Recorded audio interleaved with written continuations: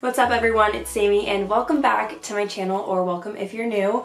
Today I am creating a video all about sorority rush, tips about recruitment, and how the process works. I made a sorority video last year and a lot of you guys really liked it.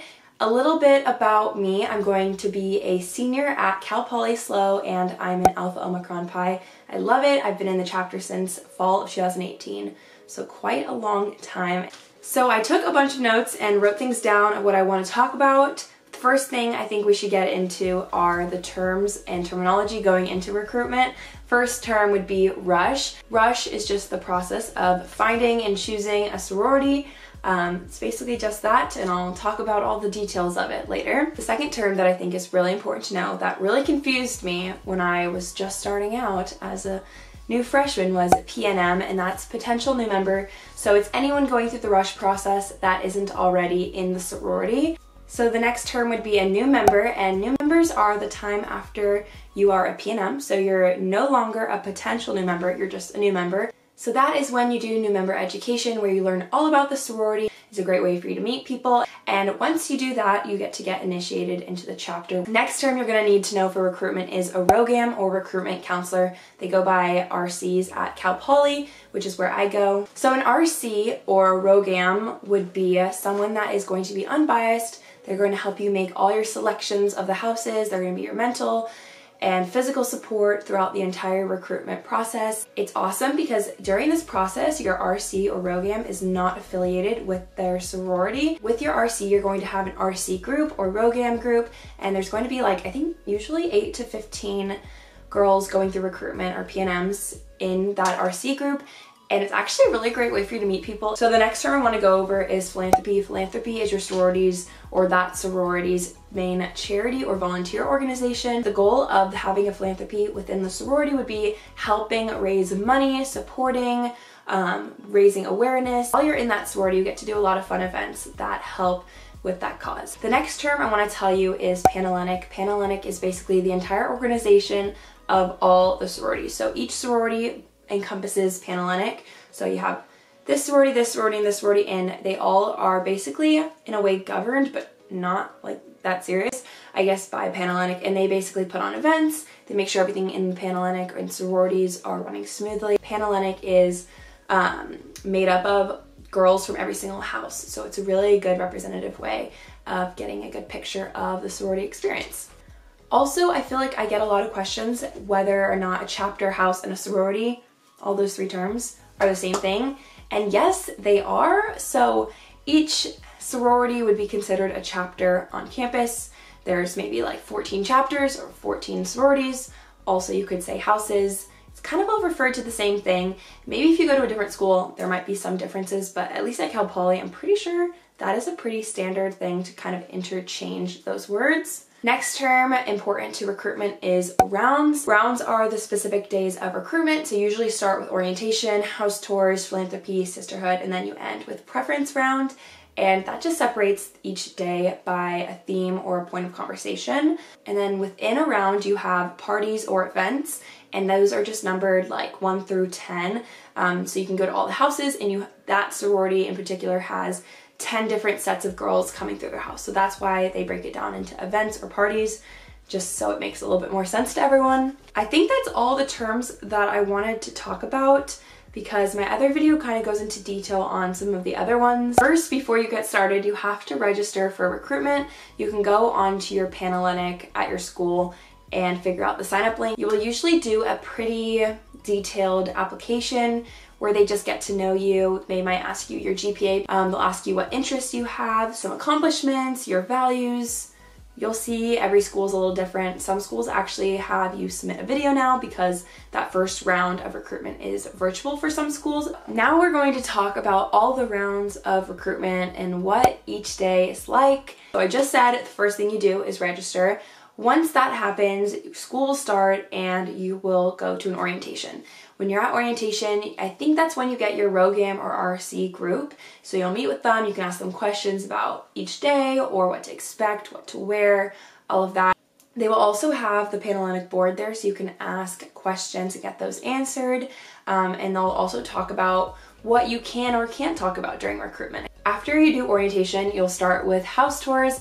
House tours is your chance to go meet every single sorority, go to their house, get a feel for what the sorority is. Each day starts with all the girls lining up on the front balcony or porch or inside of the house.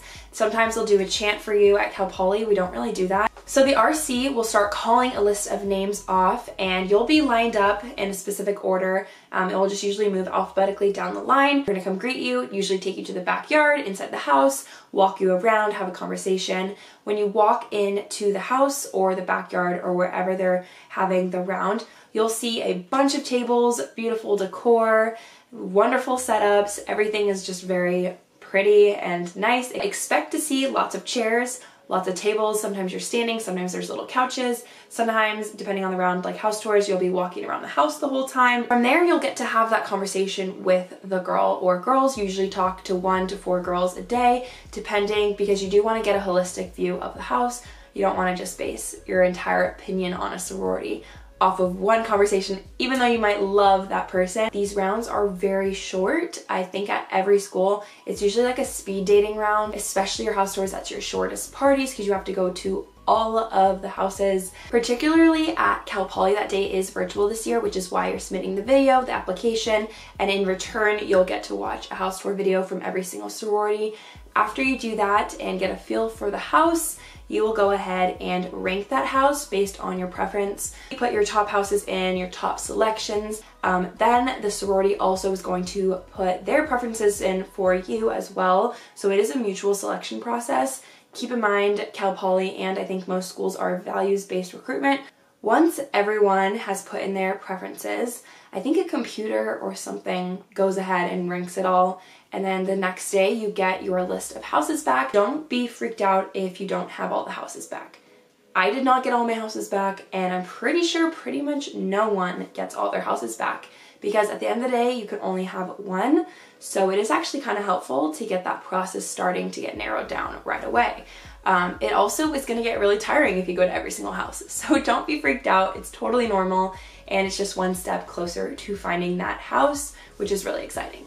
It definitely can be a little sad and frustrating to not be invited back to one of your favorite houses, but just keep going with the process. You never know where you're going to end up. And keep in mind, if you realize the process isn't right for you, you can remove yourself from the process.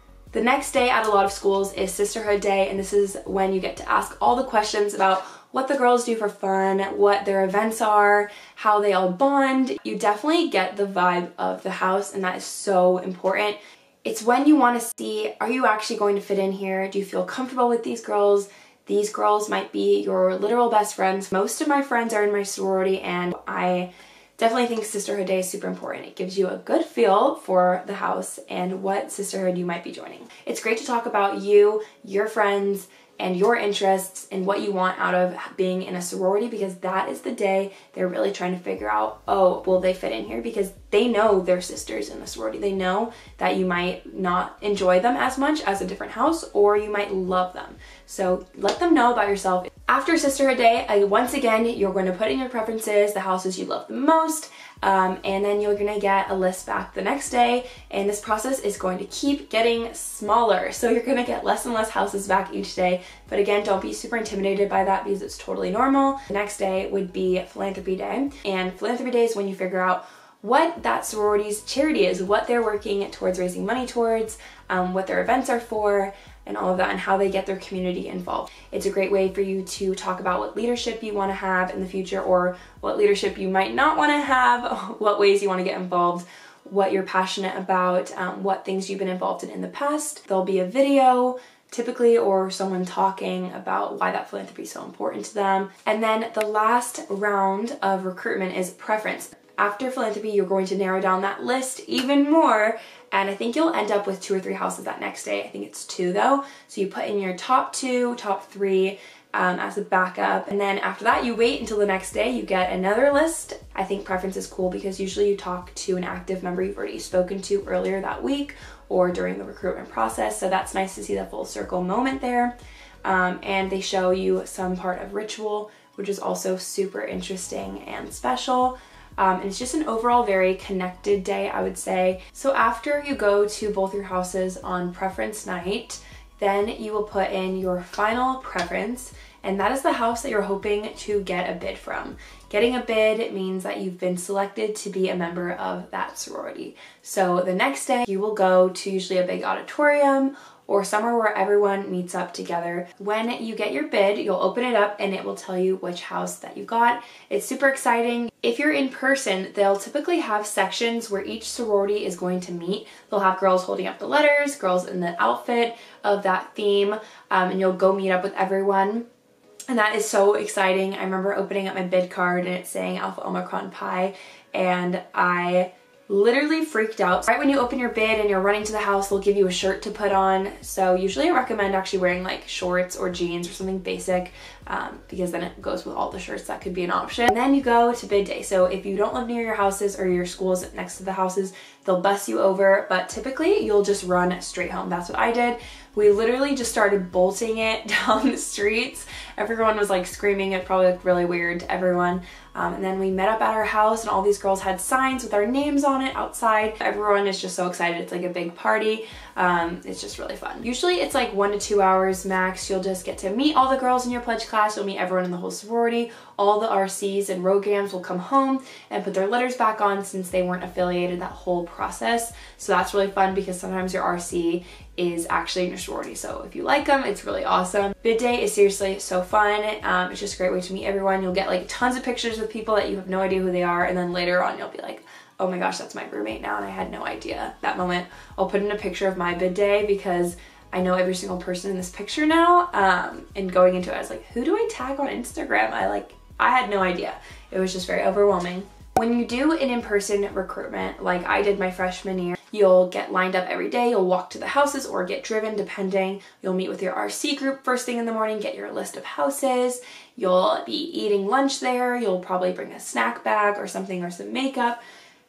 All those things. It's just a very long day, but it's fun to get to go in person to all the houses. And for virtual, everything's on Zoom, and so you'll still get greeted, but in a very different way. Mostly all the girls you'll join the sorority Zoom, they'll pair you with a girl, and then you'll talk in that, and then you'll get switched to another girl, and then you'll probably watch a video, but just on the Zoom screen where someone will share their screen.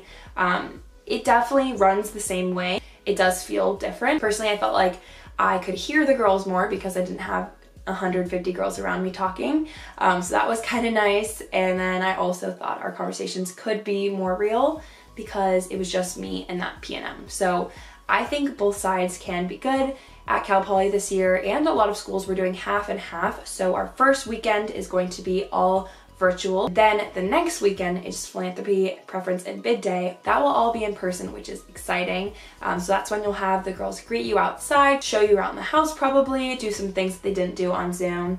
I think for now, that is everything I want to talk about. This video is getting very long, but I hope it answered a lot of your questions, gave you more familiarity with how the rounds will work, the terminology, in-person versus virtual recruitment, and the mix of the two.